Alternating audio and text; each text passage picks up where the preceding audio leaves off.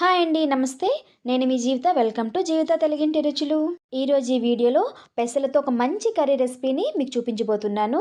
అయితే ఈ కర్రీ అనేది రోటీ, పుల్కా, పరాటా, పూరి, రైస్ ఇలా ఎందులోకైనా బాగుంటుందండి. ఇంకా చెప్పాలంటే ఇది ఒక మంచి హెల్దీ రెసిపీ అని చెప్పవచ్చు. మరి ఇంత రుచికరమైన ఈ హెల్దీ రెసిపీని ఈజీ అండ్ టేస్టీగా ఎలా చేసుకోవాలనేది ఈ వీడియోలో తెలుసుకుందాం. పెసలు తినని వారికి కూడా ఇలా చేసి పెట్టారంటే ఈ కర్రీని చాలా ఇష్టంగా తింటారండి. ఈ కర్రీని చాలా అంటే చాలా ఈజీగా చేసుకోవచ్చు. మరి లేట్ చేయకుండా ఆ కుకింగ్ ప్రాసెస్ ఏంటో చూసేద్దాం పదండి. ముందుగా ఒక బౌల్ని తీసుకొని అందులోకి 1 గ్లాస్ వరకు పెసల్ని తీసుకుంటున్నాను. ఇక్కడ నేను పొట్టి ఉన్న పెసల్ని తీసుకుంటున్నాను. పెసలలో ప్రోటీన్స్, విటమిన్స్, మినరల్స్ వంటి పోషకాలు పుష్కలంగా ఉంటాయి. ఇవి మన ఆరోగ్యానికి మేలు చేస్తాయి. కాబట్టి ఈ పెసల్ని ఏదో ఒక రూపంలో మనం తీసుకోవడం వల్ల చాలా మంచిదండి. ఇప్పుడు ఈ పెసల్లో నీళ్లు పోసి 2 సార్లు నీట్గా వాష్ చేసుకోండి. ఇలా ఇందులో వాటర్ని పోసి 2 సార్లు శుభ్రంగా వాష్ చేసుకున్న తర్వాత వాటర్ మొత్తాన్ని వడపోసి అలాగే మళ్ళీ తిరిగి 3 లేదా 4 గ్లాసుల వరకు నీళ్ళను పోసి 8 గంటలు లేదా ఓవర్ నైట్ నానబెట్టుకోవాలి.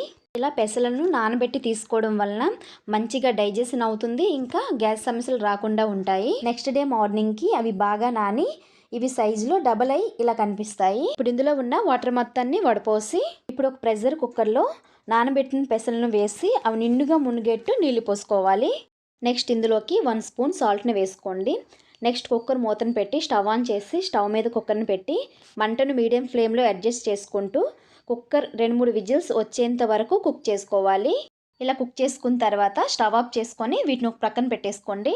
నెక్స్ట్ ఈ కర్రీకి కావాల్సిన ఇంగ్రీడియంట్స్ మొత్తాన్ని వీడియోలో చూపిస్తున్నట్టు సిద్ధం చేసుకొని పక్కన పెట్టేసుకోండి. నెక్స్ట్ స్టవ్ ఆన్ చేసి స్టవ్ మీద కడాయిని పెట్టుకొని కడాయి కొంచెం హీట్ అయ్యాక 3 స్పూన్స్ వరకు ఆయిల్ని వేసుకోండి. ఆయిల్ కొంచెం హీట్ అయ్యాక ఇప్పుడు అందులోకి 1 స్పూన్ జీరాను వేసుకోండి. జీరాను ఒకసారి గరిటతో కలుపుకొని నెక్స్ట్ ఇందులోకి మీడియం సైజ్ 4 ఉల్లిపాయలను చిన్న ముక్కలుగా కట్ చేసుకొని ఇందులో వేసుకోవాలి. ఈ కర్రీలోకి కొంచెం ఎక్కువ ఆనియన్స్ వేసుకుంటే బాగుంటుంది. వీటిని ఒకసారి గరిటతో కలుపుకొని నెక్స్ట్ ఇందులోకి 4 పచ్చిమిర్చిని కూడా యాడ్ చేసుకోండి. అలాగే 1 స్పూన్ ఫ్రెష్గా దంచిన అల్లం వెల్లుల్లి పేస్ట్ని కూడా వేసుకోండి. అలాగే ఒక రెమ్మ కరివేపాకును కూడా వేసుకోండి. ఫ్రెష్గా దంచిన జింజర్ గార్లిక్ పేస్ట్ని వేయడం వలన మంచి ఫ్లేవర్తో పాటు టేస్ట్ కూడా బాగుంటుంది. నెక్స్ట్ ఈ ఇంగ్రీడియంట్స్ మొత్తాన్ని ఒకసారి గరిటతో కలుపుకొని ఆనియన్స్ తొందరగా మగ్గడానికి 1/2 స్పూన్ సాల్ట్ని కూడా వేసి ఒకసారి అంతటిని బాగా కలుపుకొని మంటను మీడియం టు లో ఫ్లేమ్లో అడ్జస్ట్ చేసుకుంటూ అల్లం వెల్లుల్లి పచ్చివాసన పోయేంత వరకు ఫ్రై చేసుకోండి. నెక్స్ట్ ఇందులో మీడియం సైజ్ 3 టమాటోలను చిన్న ముక్కలుగా కట్ చేసుకొని ఇందులో వేసుకోండి.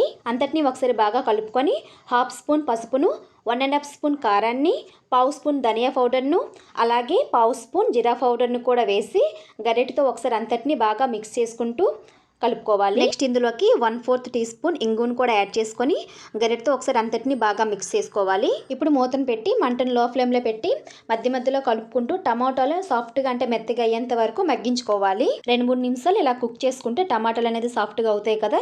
నెక్స్ట్ ఇందులోకి మనం ముందుగా కుక్ చేసి పెట్టుకున్న పెసలను కూడా ఇప్పుడు ఇందులో యాడ్ చేసుకోండి. చూడండి ఇక్కడ మీరు చూసుకున్నట్లయితే పెసలు అనేవి ఇలా ఉడికితే సరిపోతుంది. వీటన్నింటినీ గరిటెతో ఒకసారి బాగా కలుపుకొని నెక్స్ట్ ఇందులోకి 1 గ్లాస్ వాటర్ని యాడ్ చేసుకోవాలి. అంటే వాటర్ అనేది సుమారుగా 250 ml వరకు ఉంటుంది. కావాలంటే మీరు మీ గ్రేవీ కన్సిస్టెన్సీకి తగ్గట్టు వాటర్ని యాడ్ చేసుకోవచ్చు. కానీ నేను తీసుకున్న ఈ వాటర్కి గ్రేవీ కన్సిస్టెన్సీ అనేది అటు గట్టిగా కాకుండా ఇటు పలచగా కాకుండా పర్ఫెక్ట్గా వస్తుంది. నెక్స్ట్ అంతటిని ఒకసారి బాగా గరిటెతో కలుపుకొని ఈ సమయంలో ఒకసారి మీరు టేస్ట్ చేసి ఉప్పు కారం ఏదైనా తక్కువగా అనిపిస్తే ఈ సమయంలో యాడ్ చేసుకోండి. నెక్స్ట్ ఇందులోకి 1/2 స్పూన్ గరం మసాలా పౌడర్ని కూడా యాడ్ చేసుకొని అంతటిని ఒకసారి బాగా గరిటెతో కలుపుకొని మూతను పెట్టి మంటను మీడియం ఫ్లేమ్లో అడ్జస్ట్ చేసుకుంటూ 2 or 3 మినిట్స్ పాటు కుక్ చేసుకుంటే సరిపోతుంది. 2-3 నిమిషాల తర్వాత మూతను తీసి లాస్ట్కి ఇందులో కొంచెం కొత్తిమీర తరుగును కూడా యాడ్ చేసుకుని అంతటిని ఒకసారి బాగా కలుపుకోవాలి. చూడండి ఒకసారి మీరు చూసుకున్నట్లయితే గ్రేవీ కన్సిస్టెన్సీ అనేది ఇలా ఉంటే సరిపోతుంది. ఎందుకంటే కూర అనేది కొంచెం చల్లారాక కొంచెం చిక్కగా అవుతుంది కాబట్టి గ్రేవీ కన్సిస్టెన్సీ అనేది ఇలా ఉంటే సరిపోతుంది. అంతేనండి. ఇప్పుడు స్టవ్ ఆఫ్ చేసుకొని బౌల్లోకి సర్వ్ చేసుకోవడమే. కావాలంటే మీరు ఈ టైంలో 1 స్పూన్ షుగర్ని కానీ బెల్లాన్ని కానీ యాడ్ చేసుకోవచ్చు అండి. నేనైతే ఏమీ యాడ్ చేయట్లేదు. మరి గ్రీన్ గ్రామ్స్ కర్రీని హెల్దీగా అండ్ ఈజీ అండ్ టేస్టీగా ఎలా చేసుకోవాలనేది మీకు చూపించాను కదా. పెసలు తినని వారికి ఇలా పెసలు మసాలా కర్రీని ఇలా చేసి పెట్టారంటే చాలా ఇష్టంగా తింటారండి. మరి హెల్దీ హోల్ మూంగ్ దాల్ కర్రీని మీరు కూడా మీ ఇంట్లో ఒకసారి డెఫినెట్లీగా ట్రై చేసి మీ ఇంట్లో వాళ్ళకి పెట్టండి. డెఫినెట్లీగా టేస్ట్ని మీరు ఎంజాయ్ చేస్తారండి. మీరు కూడా ఒకసారి మీ ఇంట్లో ట్రై చేసి ఎలా వచ్చింది అనేది కామెంట్ సెక్షన్లో కామెంట్ చేయండి. ఈ వీడియో కానీ మీకు నచ్చినట్లయితే లైక్ చేయండి, మీ ఫ్రెండ్స్కి రిలేటివ్స్కి షేర్ చేయండి. అలాగే మన ఛానల్ లింక్ ఎవరైనా సబ్స్క్రైబ్ చేయని వారు ఉంటే సబ్స్క్రైబ్ చేసుకొని పక్కనే ఉన్న బెల్ ఐకాన్ని క్లిక్ చేసి ఆల్ అనే ఆప్షన్ ఎంచుకోండి. ఇలా చేయడం వల్ల నేను పెట్టే ప్రతి వీడియో నోటిఫికేషన్ ద్వారా ముందుగానే మీ వరకు వస్తుంది. Thank you for watching. Thank you.